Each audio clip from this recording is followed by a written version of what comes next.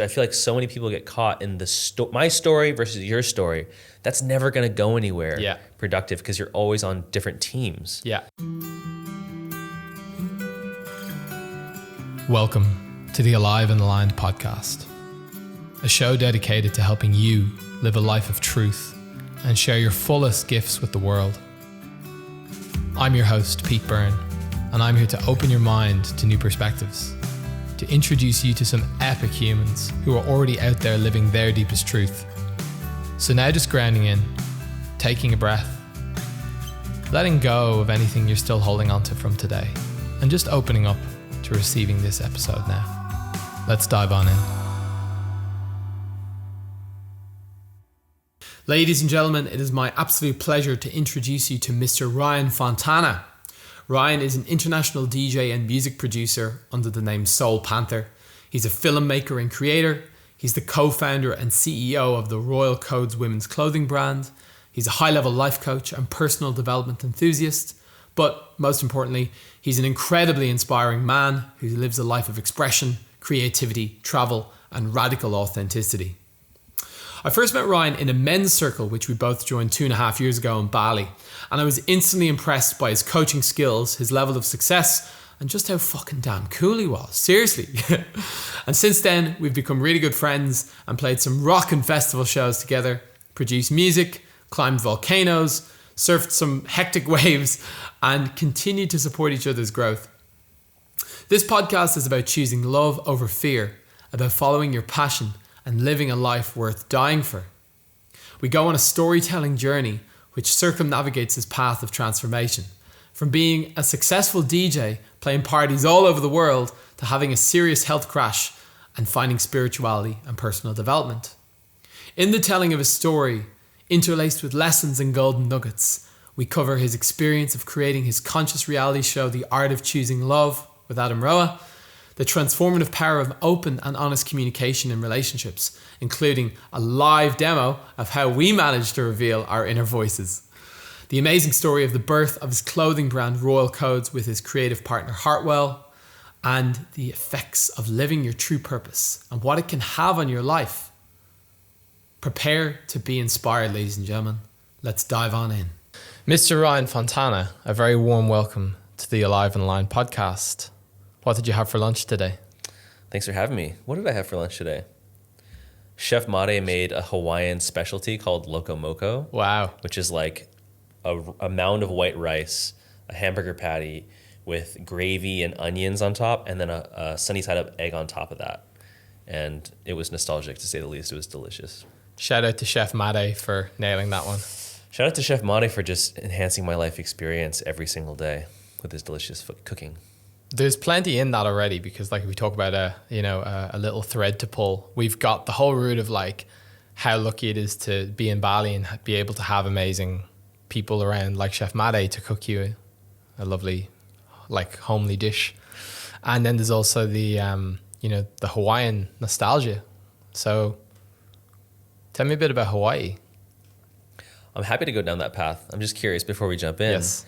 I would love to just drop in with you just so we can connect around what is the intention for this particular time that we have together to talk. What would you love to touch on? What's like a theme, if any, you'd like to speak on, just so I know how to intentionally direct and answer the questions with you. Because right now, it's just like you tell me about Hawaii. I'm like, what do you want to know? Right? So sure. I would love to just understand what you're looking to get out of this and where you want to go. Thanks for the clarifying question. So my intention with leading this podcast is like down the route of, I suppose, finding out more about you, where you're from, what your story is that's brought you to here, and some of the things that you're passionate about. So I got some of those topics lined up in the back of my neocortex ready to go. Okay. But yeah, I'd love to hear a bit about Hawaii and growing up there. Yeah. So once again, it feels like I can just talk about Hawaii.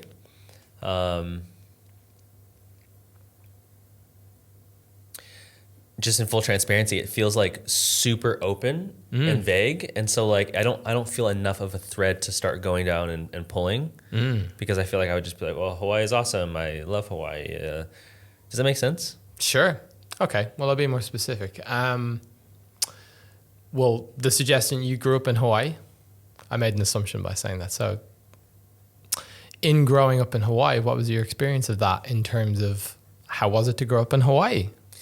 Yeah, I mean, I'm really curious to hear about it. Yeah, totally. Third time lucky.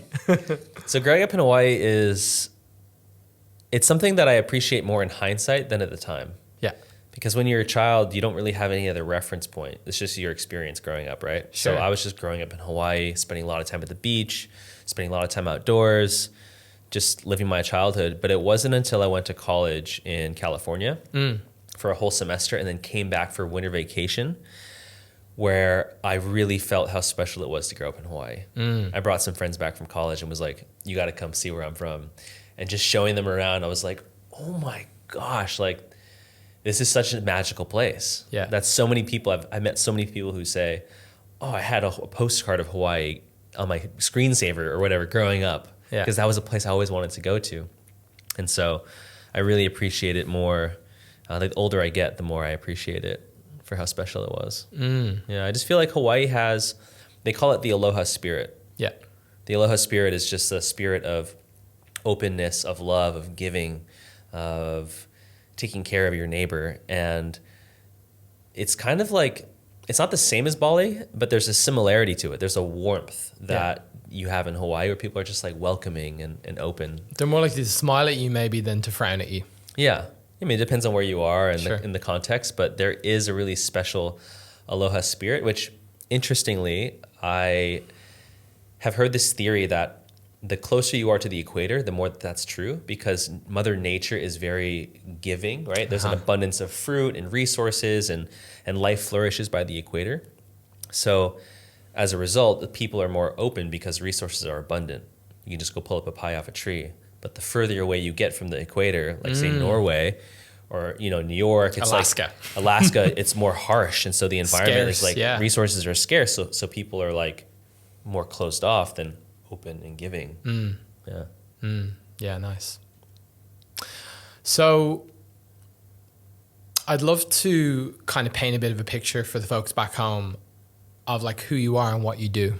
Just like if you were to give the 30-second or to 60-second piece of like your verbal business card. And then we can go from there. Okay. So your question is?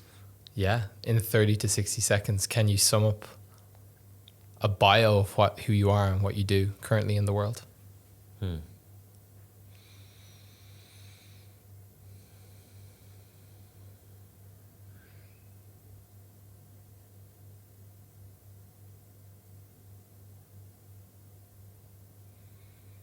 It's a tough one, to be honest. Sure. Well, you don't have to get it perfect. Yeah.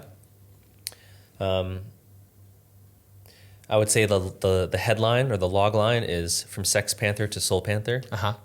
And I would say that ultimately what I love and what I do is I love to, I love empowerment and transformation. Yeah. And I love to create opportunities for empowerment and transformation in a variety of ways, everything from deep, powerful conversations to the transformational clothing company and brand that I currently run now with my partner, all the way to creating art that has a transformational message within it. I just really geek out on unlocking potential creatively and within other humans and just seeing that like life force energy come out and proliferate into the world. Yeah. Yeah. That's a really nice business card. Yeah. I have to put all the font really small so it can all fit on there, but it's a good one. Yeah. So can I share a reflection? Sure. Because I feel like we have a lot of similarities in how we approach life and the multifaceted skill sets and stuff. And I think would be to reflect my experience of like meeting you for the first time and my perception of you. And I would love to hear that, actually. Yeah. I don't think I've ever heard that. There you go.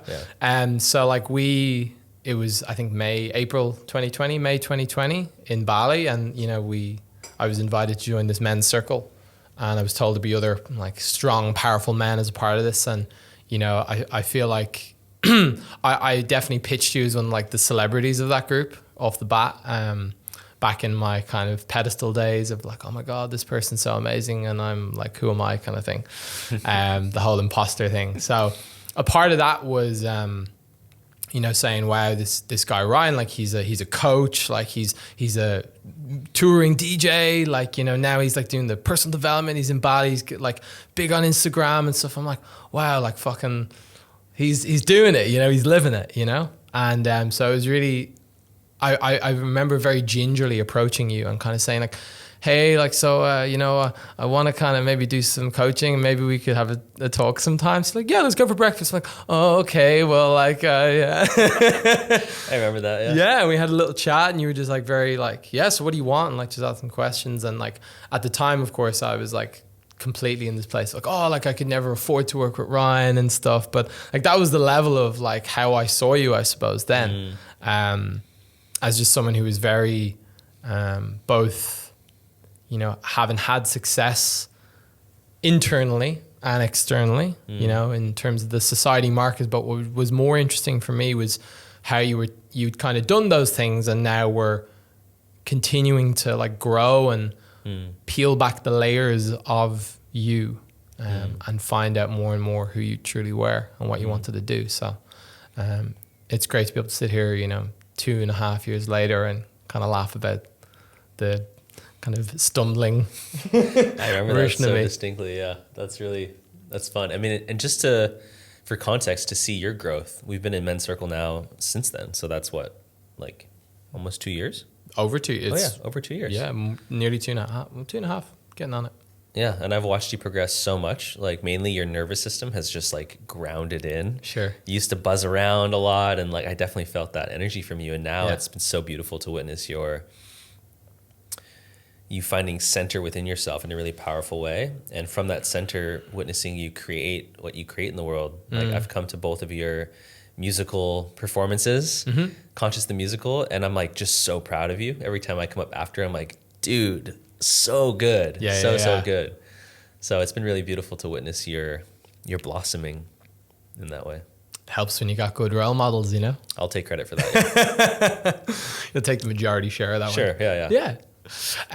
So you mentioned, we've mentioned a few bits there. I'd love to talk a bit about, because one big similarity in our journey is the venturing into music as a, you know, obviously as a passion, but also as a way of like proving ourselves or maybe like making a financial income as well for, you know, for me, it was my 20s, maybe something similar, late 20s for you. Yeah.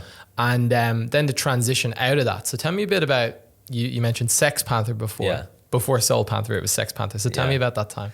So Sex Panther is the name of a DJ a DJ producer duo I was a part of in my 20s. So basically I was living in Los Angeles at the time, and this is in like 2010, obsessed with dance music and like wanting to just like share it and produce it. And long story short, I ended up creating this DJ duo, and the brand that we had was all about contagious enthusiasm with a touch of hedonism. So I remember going to clubs in Hollywood and looking around at people playing like hip hop or whatever they were playing, and the DJ was just like in his own world. And I felt like the people were missing out on what was possible. I'm like, you don't even know about house music? Like house music needs to be played in this club, and you need to put on a show. Like I want to be up there standing on top of the DJ booth and like, you know, spraying confetti and stuff like that. Yeah. And so, we had this meteoric rise to fame. We literally got in before the EDM bubble just started taking off in America. And within our first big show in Hollywood, within 3 months, we had residency in Las Vegas. We're playing like multiple times a month out there, and just continue to just from there go around the world. And so I spent the good majority of my 20s traveling full-time, touring full-time as a DJ music producer. And I'm not talking just like, I'm talking spraying champagne bottles and like living the rock star life. Yeah. And for me, it was actually I was living out a childhood dream because I always wanted to be a rock star or like a big musician. And it was absolutely amazing and so much fun.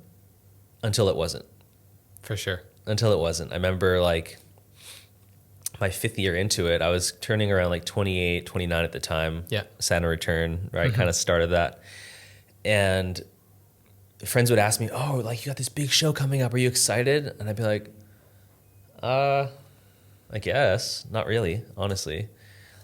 And I could feel this inkling in my soul of like, this is it. Like, this isn't fulfilling anymore. Yeah.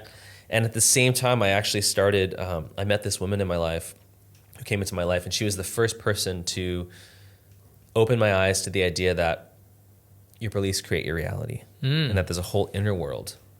And she had just moved to LA from New York, and she brought me into, she started doing this weekly meetup around people who wanted to just talk about spiritual stuff. Sure. I went to the like 3rd one. There was like 7 people there. They did a guided meditation, and we started talking about like spiritual concepts. And I had so much fun at this meetup. I was like, I'm obsessed with this, and we should do it at my house because I got a dope house. Yeah, like, we're doing it at my house from now on. So I started hosting this weekly meetup, and it grew to like, I mean, the community at a certain point had like hundreds of people. Wow. And what's really interesting is I would have this really deep, connective, fulfilling experience on a Thursday night. Yeah. And then the next morning, I'd have to fly out and play a show somewhere and have the opposite experience. Wow. So I went from like depth and fulfillment to like superficial like party. And this contrast, I believe contrast is one of the best teachers. This contrast went on for about a year, and I just was ignoring what my soul wanted me to do because it just seemed too crazy to leave something that I had worked so hard to build. Yeah. And I remember my friends telling me, they're like, dude, you're crazy. Like you have everything you could ever want. Money, girls, fame. You get paid to party for a living. And like, yeah, but success on paper is paper thin. Like it doesn't, And so I wish I could say I just made that decision, but what ended up happening was my body started to shut down on me. And I got crazy, paralyzing numbness attacks. Yeah. And I had 13 attacks over the course of a year. And on the last one, I was in the ambulance in Vegas.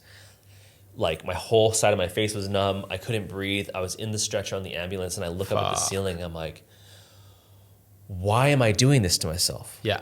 I need to listen to my body. Yeah. And it was from that moment I decided I'm going to listen to what my body is asking of me. Yeah. I stopped drinking, started going to shows sober, and started to really become aware of the people I was surrounding myself with, the man I was becoming. And I'm like, something's got to change. Yeah. And so I made that decision, and I said, I need to walk away from this. I told my management, my agency, my partner, I'm like, I got to go. I can't do this anymore. And that was the start of a 3-year dark night of the soul, which is really challenging. But it helped me cultivate depth. And it's really where I started to dive deep into spirituality, personal development, and all the things that I love now. Yeah. And that's where it's done. The work isn't done like in the Love and Light Brigade. It's like it's in the shadows, it's in the dark night that we face these deeper parts of us that then I believe like present in the resolve and in the like solidness and almost like the feeling of power and capacity to take on anything, like that deeper confidence and knowing that we then carry. And that was probably what I was feeling in you. I was there buzzing around going, oh fuck, what? And then like to have gone through that though, it is like a rite of passage in some way. Yeah. Yeah, to be able to, and it's something that I feel like I had this reflection recently. Someone's like, you do that though, which is to be willing to like burn everything down to the ground just to let go of anything that's not true or authentic and be willing to start again. Like I've done it so many times. Yeah. It's powerful. Yeah, and that's when you shared your story with me of being in Greece and partying in the pubs and doing that night by night and then leaving it and coming here. I was like, you get it. And having the health crash and then like breaking down on stage basically at the end of a long season and having the same thing and then being like, like in my body being like, I fucked myself here. There's something really wrong. And like, that's it, and then pretty much going into like raw vegan fasting, like no alcohol, celibate for like a year, just the full pendulum swing, Yeah. Important, right? You got to do it. And like you were saying about the 13 attacks, I really feel like I get the sense that we need to have an embodied feeling what the bottom of the barrel is. Yeah. Because on that 11th or 12th, someone could have said, hey, bro, I think it's time to quit. But there was still a part of you that wasn't ready. Yeah. It still needed to feel like really scraped at. And there's a Wayne Dyer quote who says like, you know, I walk down a street and there's a big hole. I don't see it. I fall in. It's dark. It's scary. And I'm lost. And then eventually I find and crawl my way out. And then the next day I walk down the same street and this time I see the hole and I, fall into the hole again. And then I curse myself for being so stupid and somehow find my way out. And then the third day I walk down the same street. I see the hole. I try to walk around the hole. I fall back in the hole. And then I'm even more angry at myself. But now getting out is a little bit easier because I know the way. The fourth day I walk down the street. I walk around the hole and continue walking. And the fifth day I choose a new street. I'm like, where's this going? Yeah. Oh, okay. Yeah, and that's it. Because at a certain point, we just have enough, I think. Yeah. So what was next? You threw in the towel, tore up the metaphorical contracts, and burned the bridges. So what was after that?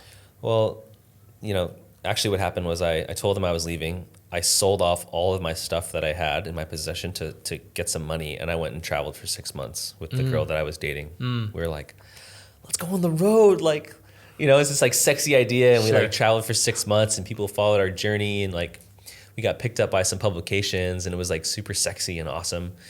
And it wasn't until coming back after the 6 months back to California. And I'm like, shit, what do I do now? Yeah.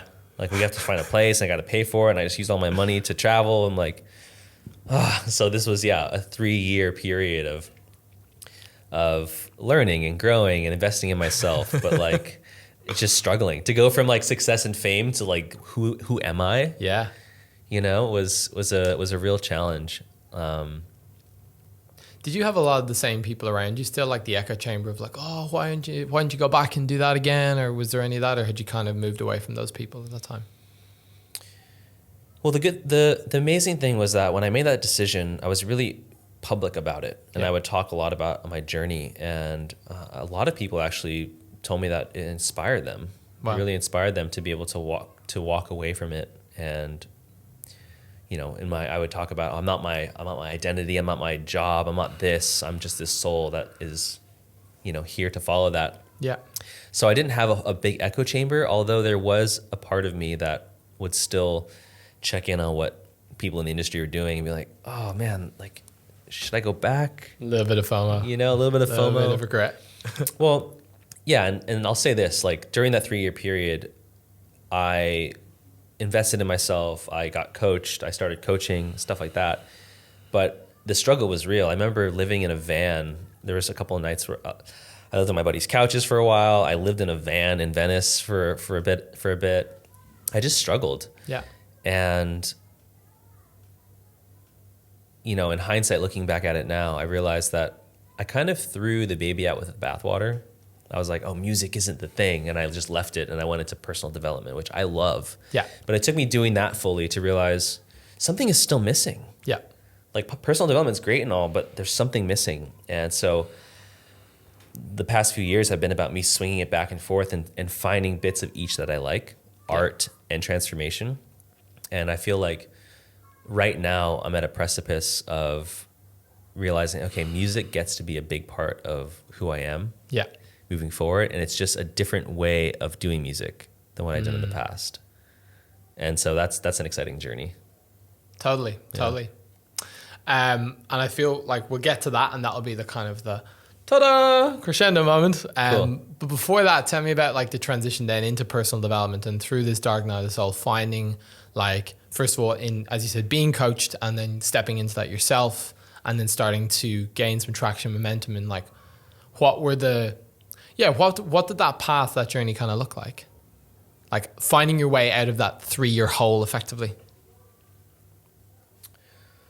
So during the 3 years, I was just ready to jump into anything that would feel transformational. So during that time, I did 3 things in particular. One was I did the Hoffman process. Yeah.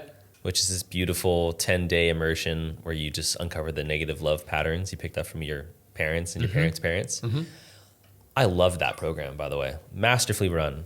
That was super beautiful. I also did a Vipassana retreat, 10-day silent meditation retreat, which was absolutely profound. And I did some plant medicine ceremonies, which was also profound, but I prefer the other two. Not as much my medicine, but Yeah. So there was that. There's a lot of like digging and soul searching. There was being coached. And then I just found that I just had a knack for coaching. I'm curious. I'm a curious person. Yeah. And I just love asking questions and finding things to uncover and talking about it. So that was like such a huge thing for me. But once I had my coaching practice and was building it like slowly and organically, I found fulfillment in it. But like I said, I was missing the art. And that's when my friend Adam Roa came into my life, and we started creating videos together around transformation. So we traveled for a bit. I helped him shoot, cover one of his spoken word poetry tours. And then we actually went on the road together for almost 2 years. And we created a YouTube show called The Art of Choosing Love, which was, I had gone to film school. I had tons of experience in filmmaking. He has been an actor and tons of filmmaking experience. And so we joined forces with our love for transformation and decided to create a show, like a conscious reality show of what does it look like to choose love over fear in every moment, even when it's messy, even when it's hard. And we went on the road and did this. I'm really, really, really proud of that show. I had no idea about this. Really? Yeah. We did 2 seasons of the show. It's on YouTube still. And there's some... It's wild. It's really, really well done. Very cinematic and chock full of transformational wisdom. Yeah. Yeah. You're also, you're a film producer. You studied film, didn't you? Yeah. I got a film degree. I was doing film before I did music. So that's like a big piece of my passion. It's a great tool to have in the tool belt for expression and these things. And I love how we have these moments where we're stepping into something new, and then suddenly everything we've been doing is just like, oh, I can use that tool and this tool. Yeah. Aha. Yeah. I love collecting tools. I have a lot of them. You've got a large toolbox, a shed maybe even. Yep. Tool shed. Yep. Nice. So, Art of Choosing Love, what stemmed from that? What spawned out of that? Well, Art of Choosing Love was great because it allowed us to travel for 2 years and go to all the places we wanted to go to and create amazing content. I actually ended up meeting Hart right before traveling. And so Hart... Who's Hart? Hart is like my best friend, creative partner. We were romantic partners for 3 years and have transitioned out of that, and now are just like ride or die. Ride or die creative partners, best friends. Like music duo, Heart and Soul. We have a music duo together, Heart and Soul. We have a clothing brand that we run together called Royal Codes. So she's just like my creative ride or die. Yeah. And so you met her around that time as well? So I met her, right before I started going on the road. We had, she had really brought out my musician and vice versa. And I remember traveling, doing the show for the 2 years. And every time I would see her, I'm like, wow, I just feel like, what if we just did music, decided to do music? Yeah. And I remember Art of Choosing Love was coming to an end because it was a lot of work, and we are all kind of feeling like we needed to take a break. The last episode ended up being in Bali. And so I told Hart, hey, last episode's in Bali. Why don't you fly out? Let's just stay there for 3 months and just see what happens. Sure. And the 3 months turned into 3 years now, right? And so much has changed since then. Bali's been really big for us, in our growth. Wow. I'm learning so much. This is great. Yeah. You would love Art of Choosing Love. It's definitely something, a beautiful thing to check out. I'm definitely going to go watch it. If you're listening to this, then finish the episode and then go see then go see Art of Choosing Love. So you've reminded me of a lovely segue. We're on this beautiful journey, but we can kind of stop and park the car for a minute and kind of look out the window and at this, this idea, which is conscious relating. So you are someone who I have witnessed as a very, like you talked about that curiosity and that ability to really, I think a desire to understand and support people in their growth. I had this image before of almost like when you were talking about that, almost like a stormy sky, and then all of a sudden that moment when it just parts and as the sun comes through is like that moment of like keeping that curiosity, and then finally there's a breakthrough. You know, there's that enlightenment moment, reconnection to self. So when it comes to like your relationship and in general your communication in that, which is I'm going to maybe project a little bit, but like I would say that for a lot of people, communication, particularly men, communication relationships can be difficult because we're not necessarily taught how to say how we feel or what we really think. We're kind of communicating surface level things, and you didn't bring home the food, and you keep waking me up at 6 a.m. and like all these things that we say, but actually we're not addressing what's underneath. And so can you talk to me a bit about your experience of like how you have, I'm going to say, mastered the art of, you know, the continued artistry of conscious relating and communication?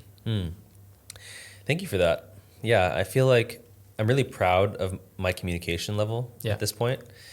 I remember growing up, my mom would tell me, she's like, Ryan, communication is the most important thing. And I remember at the time just like shrugging it off because I'm like, sorry, Mom, if you're listening to this, but I'm like, you don't know shit about communication, Mom. She'd always say it after getting into a fight with my dad and they didn't resolve it. And she's like, communication is so important. Like, don't be like your dad, basically. That's projection. And I'm like, you don't know shit about communicating. So I went out into the world to figure out how to communicate. And yeah, like you said, it's a never ending journey. This, I believe, self-love, communication, this like, there's you never land at the end, right? But it gets better and better. And ultimately now I just feel like I really understand it's about having the awareness of what's going on inside and being able to communicate it in a way that can be received. Yeah. And being able to step outside of your position and really feel someone and what they're experiencing so that you can understand why they feel the way they feel. So almost to the point of you're like, almost to the point of I understand that and I would probably feel the same way if I were you. Right? There's so many, and this is a conversation I can go on down forever, but there's so many tools and frameworks and ways that I've found to make the most difficult situations navigatable in love. Yeah. Yeah. So we had a moment at the beginning of the podcast there where there was a little like lapse in the flow where you had asked for clarification, and you know, I think we could take that as an example because it's something that's present in this conversation that, you know, there's many ways that we could have both reacted to that.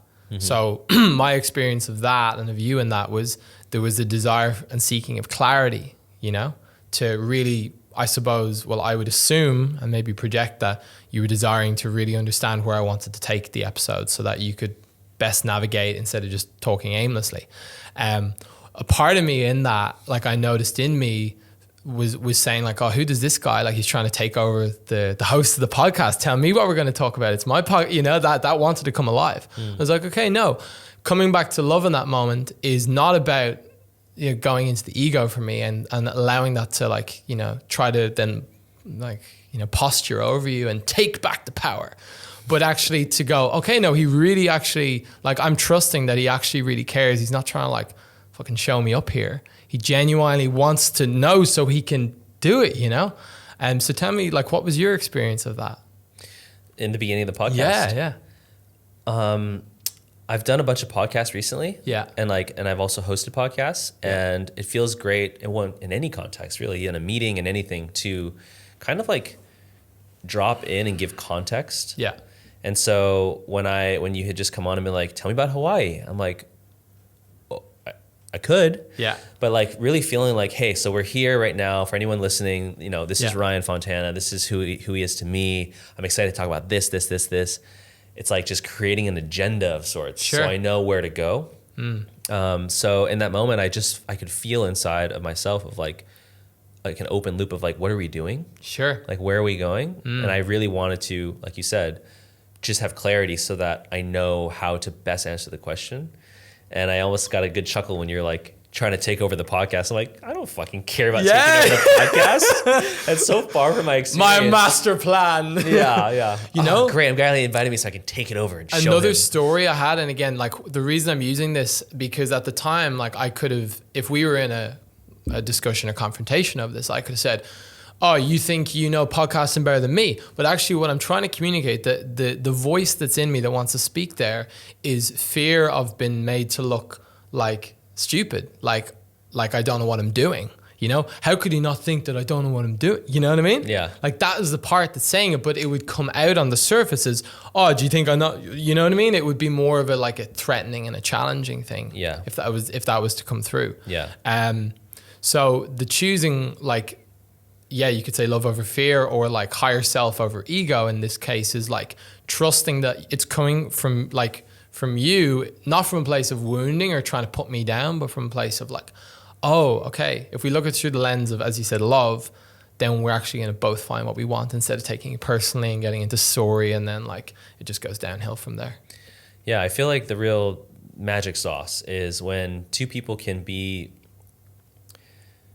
truly like whole and complete and centered within themselves, and so there's no wound to poke at. Yeah. And so it's more of just like the magic sauce to me is noticing and revealing. Yeah. So it's being disidentified enough from the feeling to where you're not speaking as the feeling. It's more just like, hey, I actually notice right now that I feel unsure. Yeah. Of where to go. And so I'm noticing like I feel like I have a desire to have some clarity so that I know how to best answer the question.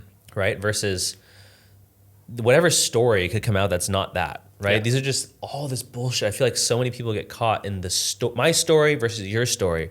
That's never going to go anywhere productive, because you're always on different teams. Yeah. And so just being able to get beneath the story and just share like, here's what I'm feeling in my experience without any story. Yeah. Here's what I desire for. I can meet that all day long. Totally. Yeah. And it's setting it up in a way that's not trying to win. It's trying to connect, you know? Yes. Yeah. And I think that is a big one, because naturally in this kind of tit for tat way we can grow up in, where it's like a bit dog eat dog, particularly if you go like, you know, high school or something, it can be very like who's alpha, who's on top. Even though it's maybe not our deeper intention, sometimes we can have a pattern come alive of needing to maybe prove ourselves, or to maybe if I didn't feel safe, if I wasn't in that kind of top dog position or lead position, and if I felt that challenge, I would need to like put it down or like get rid of it, you know? Mm-hmm. And we could, you know, blow that up and project it onto many of today's leaders, you know, but we won't go there today. Yeah. So we're getting back in the car now and back on our journey after that little great pit stop. Yeah, it was great. We kind of saw the Grand Canyon over here, relationship Grand Canyon, conscious communication. Moving to Bali 3 years ago with heart. And you decided, well, maybe not decided, but a business started. Tell me about Royal Codes. Yeah, Royal Codes is a really beautiful story. I actually just told it this morning to Mark at the cool, table. Yeah. So Royal Codes is this clothing brand that we've started. But back then it was, I remember, so Hart had always been into designing clothing for herself. Mm-hmm. She's an amazing performer, singer-songwriter, and when she'd go on stage, she wanted to have something she could wear that felt different, felt unique. And so she had kind of created this amazing sort of a template for herself, which was like this skirt, long skirt with two slits down the middle so she could have her legs open at the piano and it would still be covered. This like beautiful strappy top that would just be super flattering on her. And this like sort of cape looking thing. Yeah. And together it was show stopping, just beautiful. And I remember women asking her after shows, where did you get that outfit from? She's like, oh, I made it. Can I buy one from you? No. Because to her at the time, it was her identity she had created. Yeah. And so to share that would be like losing her identity, her specialness. One thing she did make, though, was she made this pair of genie pants for herself that were with the soft material. Yeah. And I remember staying at her house in Studio City one night, and I needed to go to the bathroom. I just grabbed them off the floor and put them on. And I came back from the bathroom, and I looked in the mirror, and I was like, damn, these are awesome. And I'm like, they're so comfortable. Yeah. And so I just like, can I keep wearing these? And so she let me wear them. And I traveled with those pants during Art of Choosing Love, loved them. Never took them off. And when we got to Bali, I remember saying, hey, it'd be great to get some of these made because these are getting kind of like stretched out. Yeah. And I remember back then, like to get one made in LA was like $80 or something crazy. So let's go check it out. I just looked up Taylor on Yelp or on TripAdvisor and found a random place in Ubud. Went in there to ask them about it. Then there was they're like, oh, we don't work with that material. You got to go down the street. There's a person I think down there. So we walk in and we go into this shop, which is now the guy that we do all our business with, right? Wow. His name's Wyan. And we start talking about these pants, and I'm like, I want to get these made. Let's get one for you, Hart, one for me. And I said, you know what? I feel like we should make 10 pants. Yeah. Let's make 10, and we'll sell the other ones and just see how it goes. And Hart was like, oh, it's like $300, which for us at the time was like a lot of money. And we're like, she said, I don't know. What if they don't sell?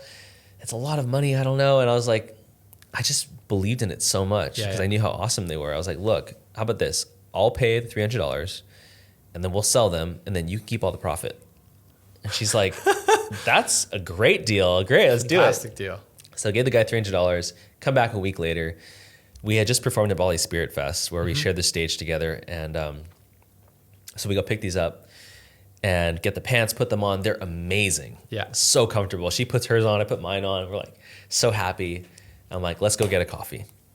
So we leave the seamstress place and we go a minute up the street to cafe to get a coffee. And we pull up, and who do we see when we pull up? But it's the MC from the festival. Yeah. This eccentric dude. He's probably in his like 40s. Bro, what's up? Hey, give him hugs. How's it going? Oh my God, da da da da da. Wow, you guys are dope. Those pants are amazing. I'm like, oh yeah, we just finished making them. They just got them made. He goes, really? Do you have more? And I'm like, yeah, we got more. He's like, great. How much are they? And Hart goes, not a second of thinking, $150 a piece. And he's like, great, I'll take 3. And great. So he didn't even try them on, just bought them off of us, wired us the money right there. We shared a coffee and then took off on the moped. And I'm like, I turned back to Hart. I'm like, do you realize what just happened? Within 1 minute of picking the pants up, we sold more than enough to cover the entire thing. We still have all these pants to sell.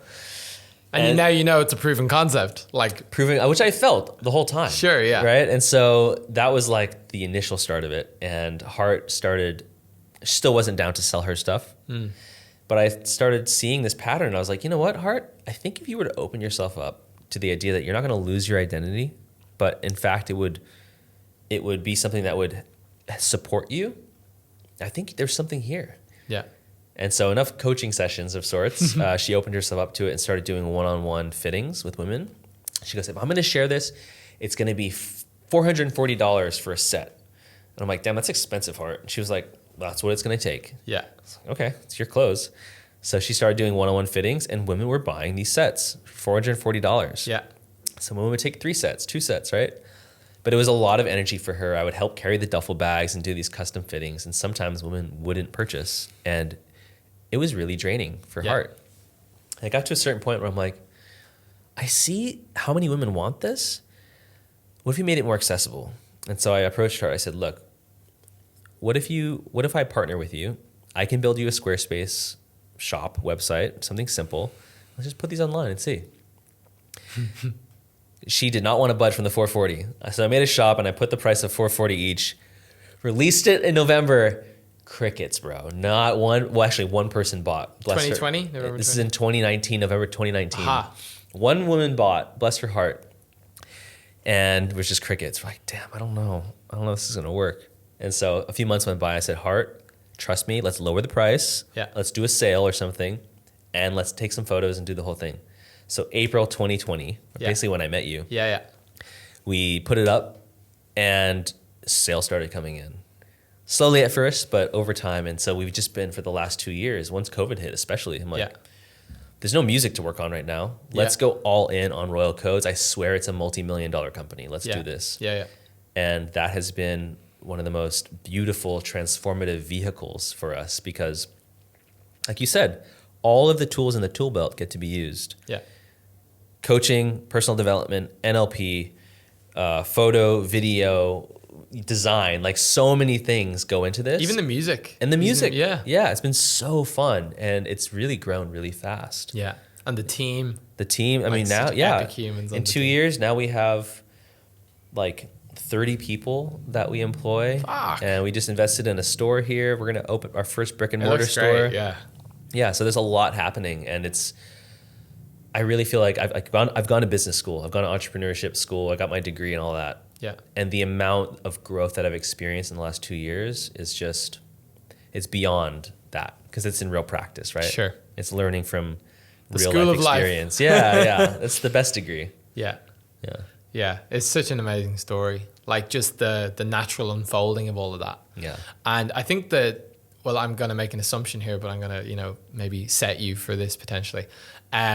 Those pants, like, where could I potentially in the future get myself a pair of those pants? The original pants? Well, not the original, but like... These pants? We'll swap after. Yeah. Because like it's been the women's brand, Yeah. and it's been Royal Codes, Yeah. and pretty much every spiritual female influencer on Instagram is wearing Royal Codes. Yeah. I would say pretty close anyway. Yeah. You've got to... It's become a globally recognized brand, especially in the sub niche community that we, Sure, that we know. yeah. Yeah. Like the festival, more conscious festival scene and stuff. Like I'd say if you ever wanted to, hatch a plan to get every, beautiful goddess woman in the world's email address, it's a pretty good strategy. Yeah, for sure. But yeah, So if you're a beautiful goddess, then go check out Roll Codes. Yeah, it's been women's this whole time, but we've been developing men's stuff the whole time, and it's been kind of a private collection. And so I'm actually experiencing what Heart's experiencing, thinking of releasing those to the world, but we are launching a men's brand called Satori, and it's going to be in November. Wow. Yeah, men have been asking for so long, and all the women who have Roll Codes are like, I need stuff for my man. Yeah. So Yeah. it's coming. I'm really excited for that. Yeah. Just to kind of, it's the other layer. And then even you were talking about the ideas where like on social media, they can both play as the archetypes and give each other shout outs and like almost flirt, the different accounts and stuff. It's such a cool concept. Yeah, it's really cool. And zoom out perspective, I feel it's been divinely orchestrated. Yeah. Like a lot of this is just, I never would have planned this. I never would have thought this would happen.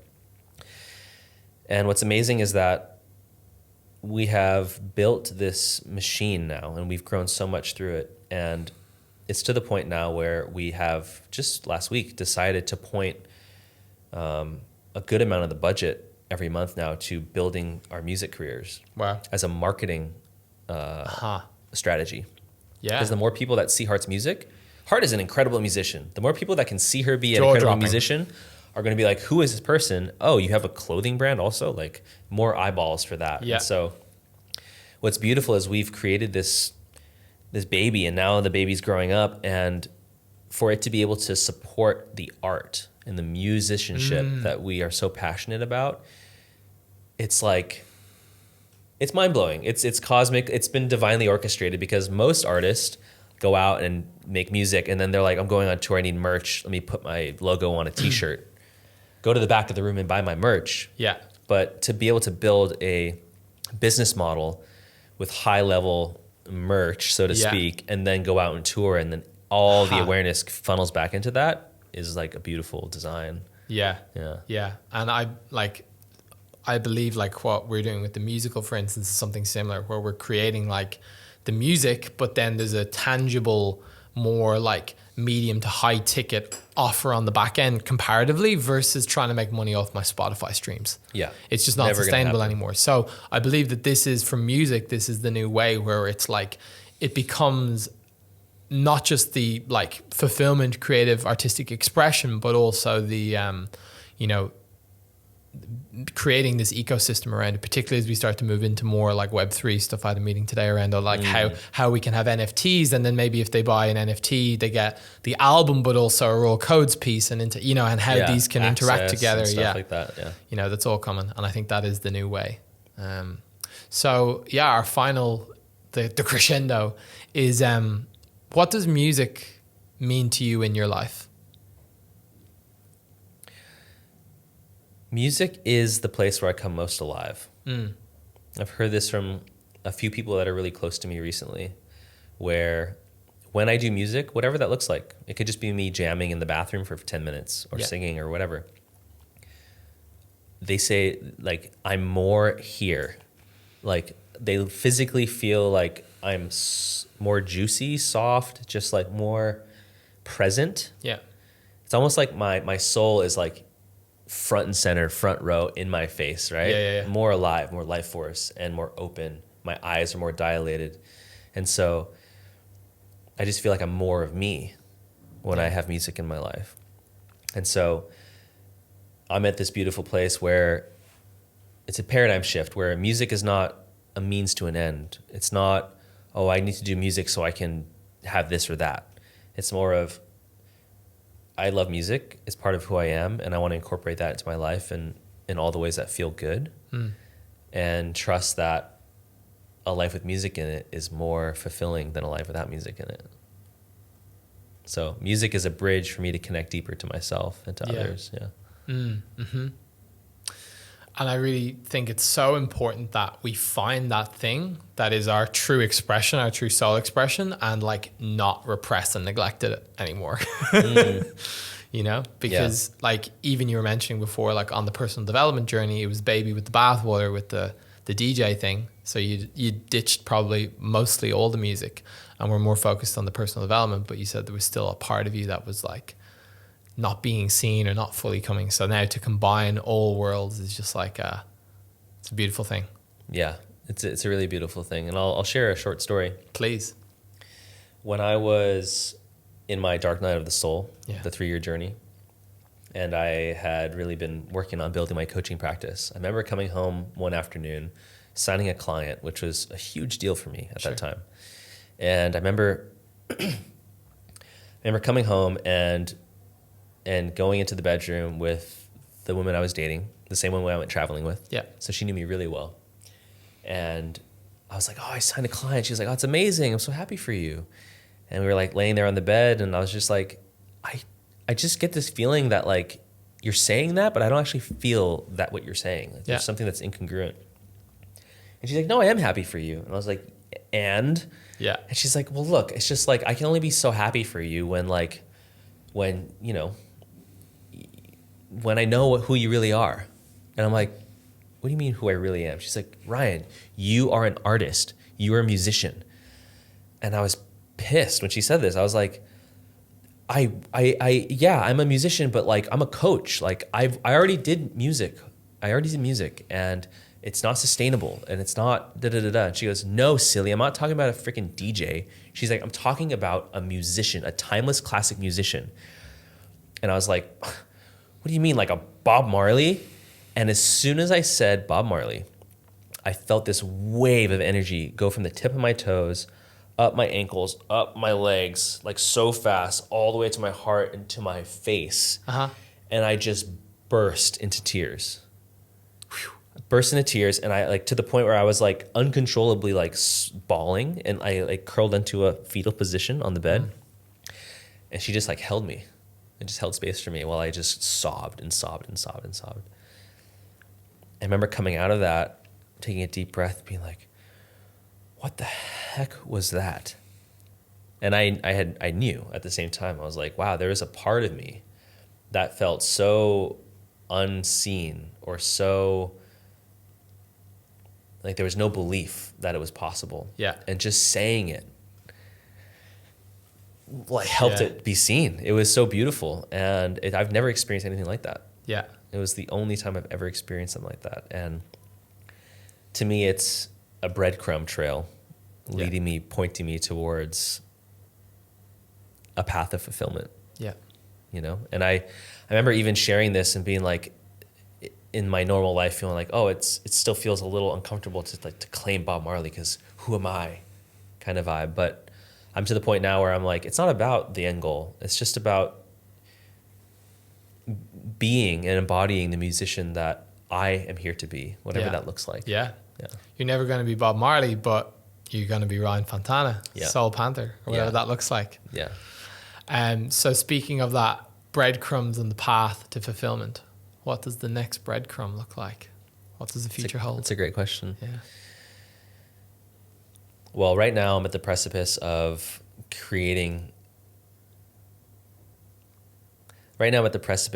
making music an integral part of my life in a big way. And for me, that looks like building team. And so putting the right people in the right places. And my dream that gets to come to fruition is to build an actual hub and a space for this. And so talking right now about what that plan looks like, I'm going to keep it kind of hush and close to my center for now, but really making that, creating the space for that to happen, and to bring other people into that space as well. And for it to be collaborative and exciting and transformative is part of what that path looks like. I'm also very excited to hear some of this new marketing material. The most fulfilling marketing strategy you could ever come up with. Yeah. When might we expect to hear one or two of those songs coming out? Well, we have 3 that we've been in the studio for. It's mainly heart and soul stuff is going to be the first stuff out. So I would say, what is it, August? By October 1st. Yeah. Perfect. I imagine there'll be some releases. Okay. Well, we'll see what the scheduling happens with this, but this might go out around that time. So amazing. If that case, I'll make sure to link the single. Do you Yeah. know which one's coming first? I don't. You don't? No. Okay. What's your favorite track that you've made in the last 3 months? I have a track that I made with my friend Charlie called Radar. That's unlike anything I've ever made. It's kind of like an Afro house vibe. Yeah. And I am obsessed with it. Yeah. It feels like I'm meeting a new version of my producer when I hear it. It feels fresh. I'm excited to hear that one. Yeah. I haven't heard it. Have you any final words or maybe a dad joke? We haven't had a dad joke yet to close us out on the podcast today. I feel like I'm being put on the spot right now to come up with a dad joke. Maybe. Without any context, you know? Without any context. So there has to be like a thing. Well, it's the end of the show. We're finishing. It's a podcast. I'm wondering what could be a good dad joke. You want me to tell a dad joke so I can take it farther than it already is? Oh, there we go.